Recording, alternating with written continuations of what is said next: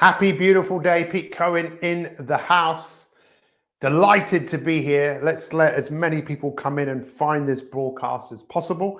First thing I need to do is share my own broadcast. And of course, that will be something truly amazing that you could also do for me.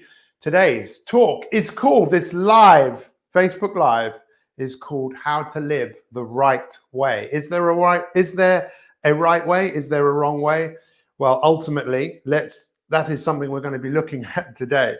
Super excited to be here today to serve you and to give you a few different ways of looking at things. It's so funny sometimes when you can't actually find your own broadcast where it should be appearing on a page, but it's not appearing. So where the hell am I this morning? Am I really here, or is this some sort of a dream? I might have to just let this go and stop looking for it because I can't find myself. Can you find it? Tell us where you are in the world. Would love to know where you are. There, I found myself another way. Tell me where you are in the world. Would love to know. If you're watching this live, just let us know. If you're watching this later on, press 2. And also, let me ask you a question. We're going to start off. When we're talking about life, I think the first question I want to ask you is, does your life actually matter? Does it matter? Because, we can ask big questions of ourselves. In fact, there is definitely one place else I need to share this morning. Here we go. Share to a group. Let's put it in there. There you go. And we'll put it in there. And we'll put it in there as well. So we're ready to rock and roll. It's 7 o'clock. And what are we going to be talking about today? We're talking about how to live the right way. Now, is there a right way to live your life? Personally, I think there is. I think there's only one way to live life, and that's your way. What is your way? And is your way working for you? Because sometimes we never really question what we're doing or where we're going. And over the next 15 minutes or so, I really want to give you a different way of looking at things, because ultimately human beings very rarely change when we tell them what to do. And you'll see up on here these two words, promise and price. Why? This isn't a game show. But ultimately, I want you to think about what the promise of life might be for you. What is it that you want for your life? Because a lot of us are a little bit stuck. Would you not agree? And what's happened in the world over the last few weeks, couple of months, has massively made so many of us look at our lives and ask a few questions. You see, the role of a coach, which I most definitely am, is to ask questions. Where do you want to go? What's in your way? What is it that you ultimately want? So let me ask you the question. Does your life matter? Does your life make a difference? What's important to you right now in your life? Feel free to put this in the chat box. I'd love to know what is wildly important to you. Because the three things that you could see when I promoted this live presentation was how to appreciate what you have more, how to savor what you have more, and how to have more joy, more happiness, and fulfillment in your life. Because ultimately, I think that's what most of us want. Would you not agree? We want more fulfillment. We want more joy. We want more happiness. And over the last 4 weeks, for those of you that follow my work, we've been looking at this subject of gratitude. And the people who I coach very closely, we've been doing a deep dive into gratitude. Because being grateful is much, much more than just saying, hey, thank you. And to be honest, I am extremely grateful that you're here, right now. I have so much appreciation for you. If you want to do something back in return for me, then just share this, because I believe the information that I'm about to share with you is so transformational. It is so important that it will massively change people's lives. Remember, people don't change when we tell them what to do. Our lives change when our perspective changes.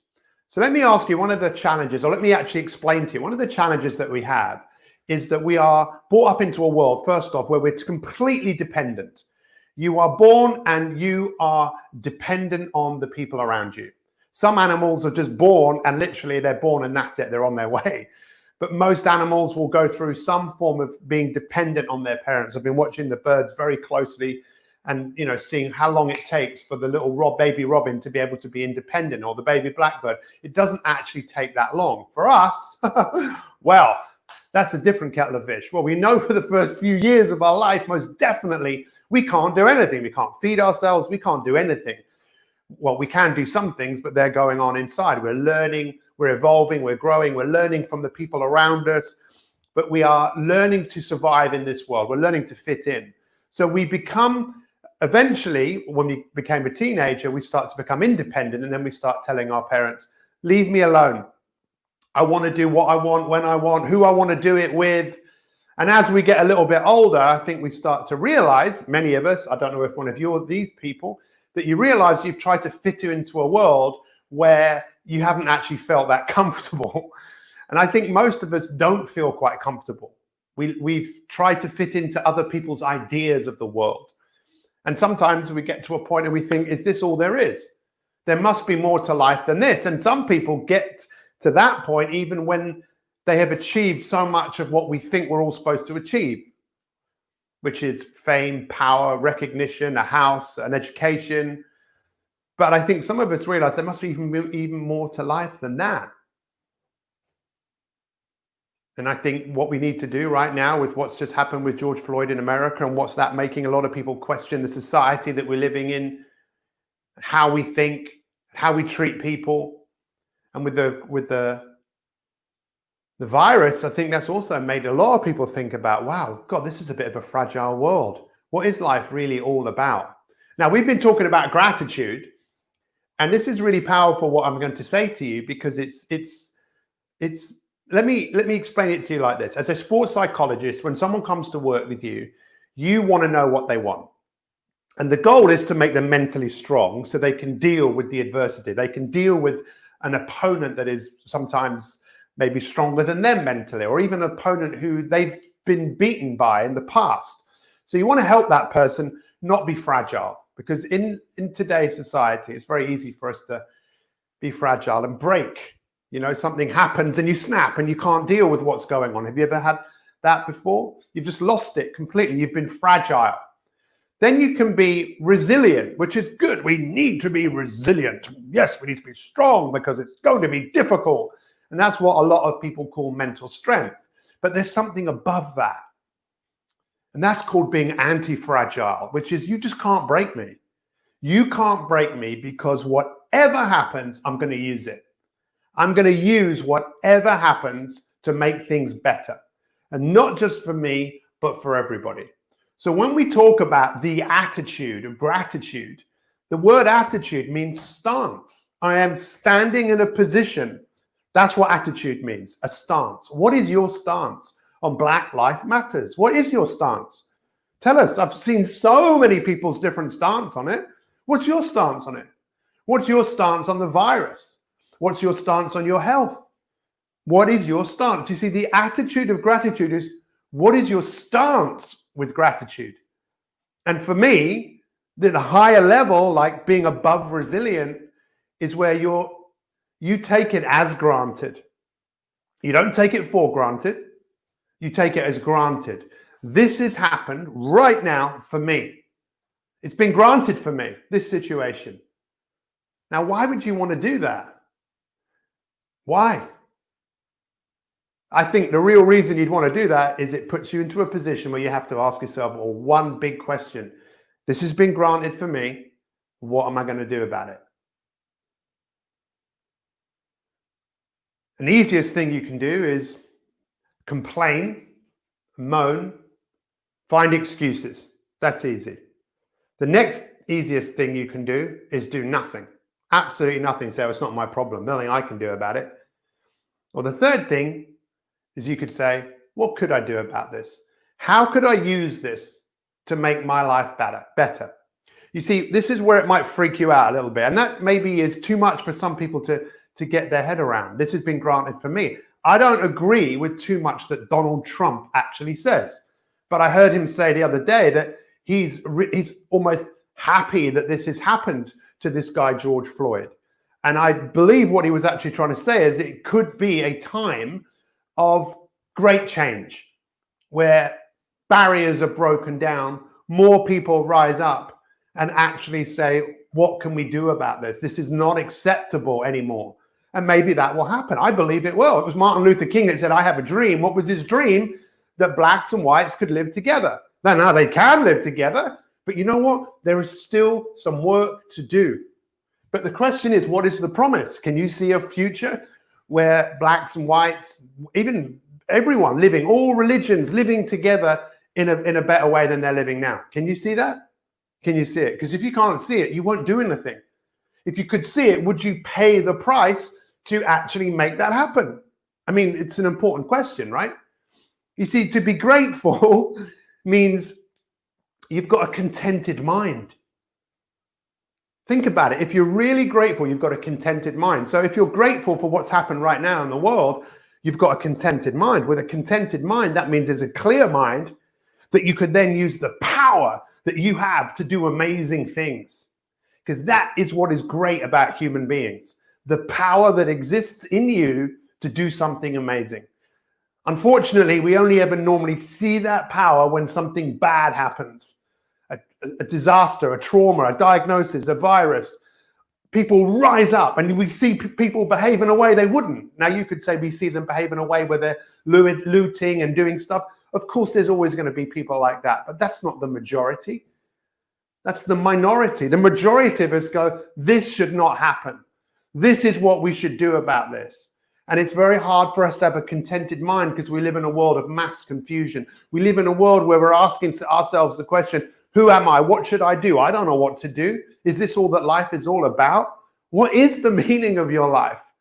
I believe the meaning of your life is to carry life on and to make someone else's life better. That's what I believe that you are here to do. Make someone's life better. But the best way to make someone else's life better is think about your life.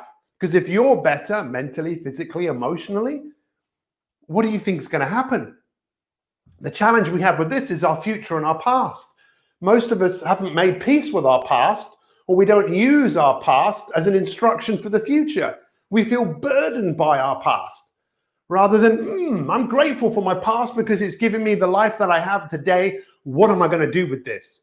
How could I use this to build a brighter future that you can't see? But if you could see your future, would you make the promise to make the future come true and pay the price?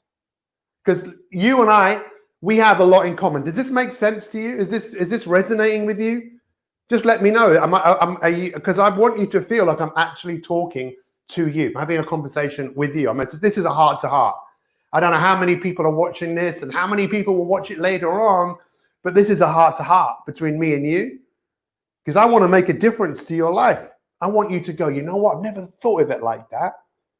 Because ultimately, the thing that we have in common, and I write this a lot, and some of you have been watching me for some time, you hear me talk about this, the big three. The big three with your health, the big three with your relationships, and the big three with your wealth and your work. Because ultimately, if I could show you, let me just come over here for a second. If I could actually show you your future, right? The promise, if I could show you, think about this. If you could see your future, right? Which I believe you can.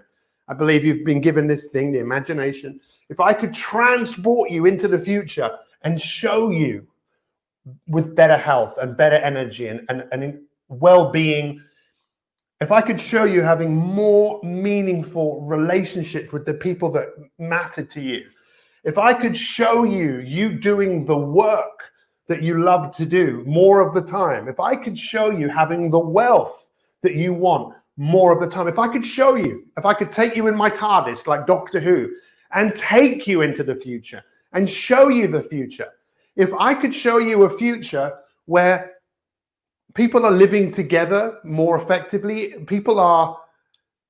we've risen above what happened. If I could show you the future, the situation with George Floyd created a global change around the world. If I could show you that, would you be more determined? Would you be more committed to do what needs to be done? But let's just put that to one side and let's talk about you, because I actually believe the biggest change you will make is the change you'll make to yourself.